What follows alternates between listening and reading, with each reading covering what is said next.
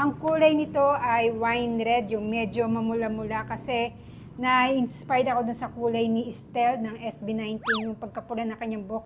So, ayan siya. Hair dye ng Ogeyas Herbal Scalp Healthcare Shine Color Moisturizing. Hair dye shampoo 3-in-1. Ayan siya. Yun. Yun siya, oh. Wow!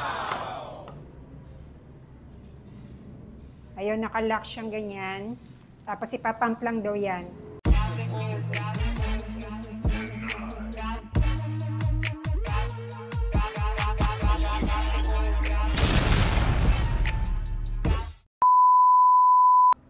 Mabuhay! My name is Rini Saginsin and welcome to my channel.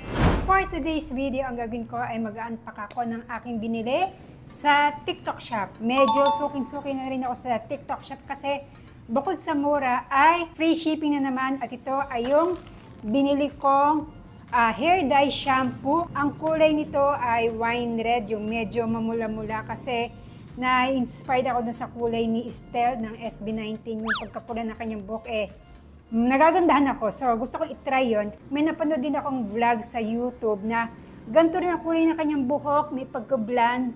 Tapos, ang ginamit siyang kulay ay wine red. Tapos, ang ganda nung kinalabasan ng kanyang buhok.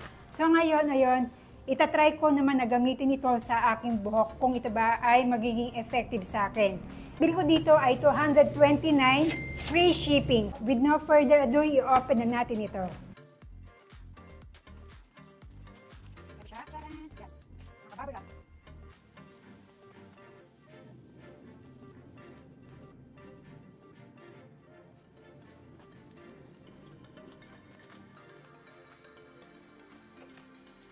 So, ito na siya. Tcharan! Yun. So, ayan siya.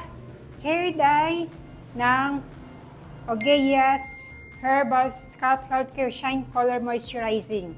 Hair dye shampoo 3-in-1. Kulay niya ay wine red. So, ang instruction dito ay 3 steps. Wash with shampoo. Wait 10 minutes. Then rinse with water. So, ayun. And buksan natin kung ano ba ang laman nito.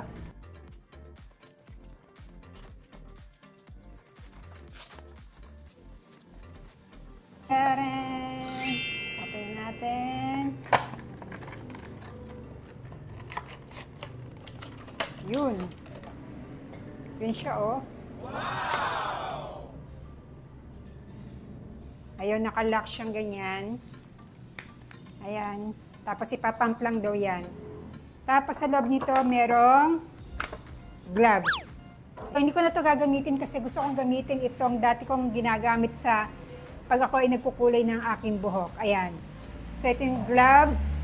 Tapos, ito yung pang-ipit. And then, dito ko na lang ilalagay ang pangkulay. Sa halip na i-massage ko sa kamay ko, gusto kong i-mix na lang para mas maganda yung pagkaka-mix ng kulay.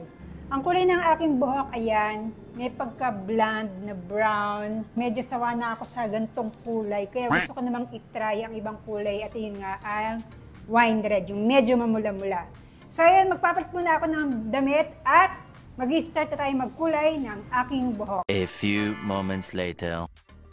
At eto, nilalagay ko na yung hair dye sa lalagyan.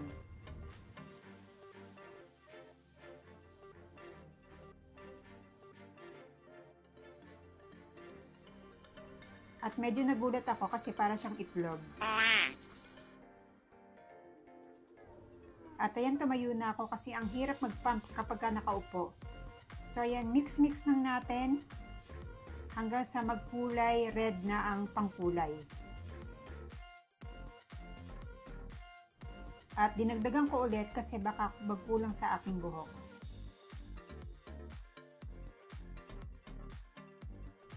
So mix-mix ulit. Eto kulay red na, so pwede ko nang i-apply sa aking buhok. One eternity later.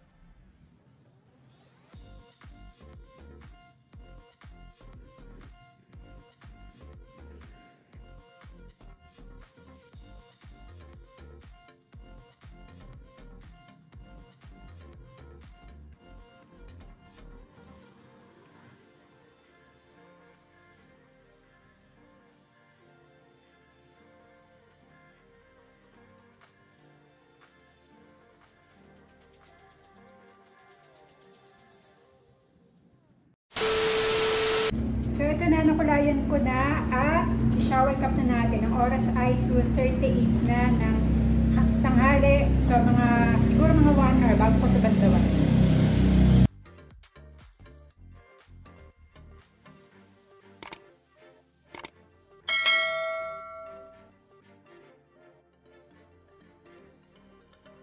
Yan. At magbabandaw muna ako ng aking mukha. 1 hour later. Bandawan na natin.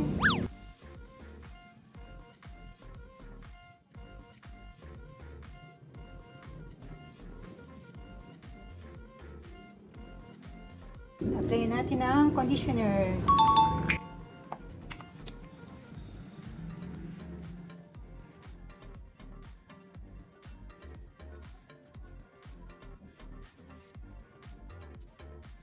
At ibabad ulit natin ng ilang minuto.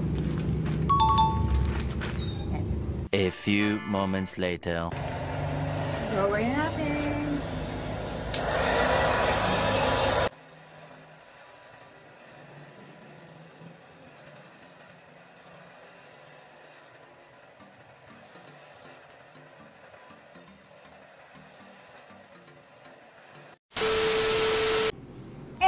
Finally, ayan, nabandawan ko na yung aking buhok, na-blower ko na, and ano masasabi ko? Well, ayan, ano pa ba sasabihin nyo, di ba?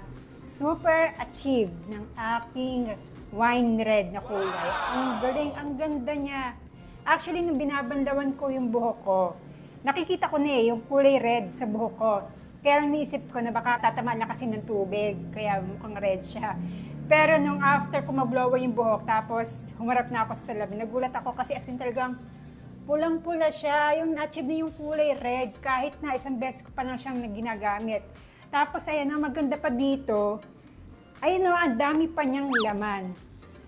Grabe, ang galing itong herbal hair dye shampoo na to. Actually, siguro ito na yung second time ko na gumamit ng isang herbal dye, pero ito lang yung masasabi ko na na-achieve na talaga yung kulay na pinili ko. Tapos ayan nga, kulay red talaga siya. Tapos pag binabanlawan mo yung buhok mo, talagang as nakikita mo, kulay red talaga yung tubig. Medyo madugo. Ganon. So, ayun, ang ganda niya. Ang grabe. Tapos, ang maganda pa dito, imagine ninyo, hindi nyo na kailangan mag-mix pa ng hydrogen peroxide, hindi ka to ng ibang pangkulay. Ito, pag pinump mo ito, dalawa yung lalabas yung panghalo na. Mas matipid siya kaysa sa ibang pangkulay sa buhok. Permanent hair color siya, hindi siya. May napanood ako sa isang vlog na hindi naman siya natatanggal, matagal siya sa buhok. Tapos ang mas maganda nga daw, mga 2 days na wag bandawan yung buhok para mas kumapit talaga yung pangkulay. Very satisfied ako, and imagine niyo kung kukulayin ko pa ito sa isang linggo next week, siguro mas magiging kulay red palalo itong aking buhok. So yun lamang po, at sana ay nabigyan ko ng idea sa panibagong pangkulay sa ating buhok. And hanggang dito na lamang po. Thank you for watching. See you in my next vlog. Bye! The next day. Wow! Ganito ang pagkapula ng aking buhok pag maliwanag at pag tinatamaan ng sikat ng araw. Oh, di ba? Pak na pak.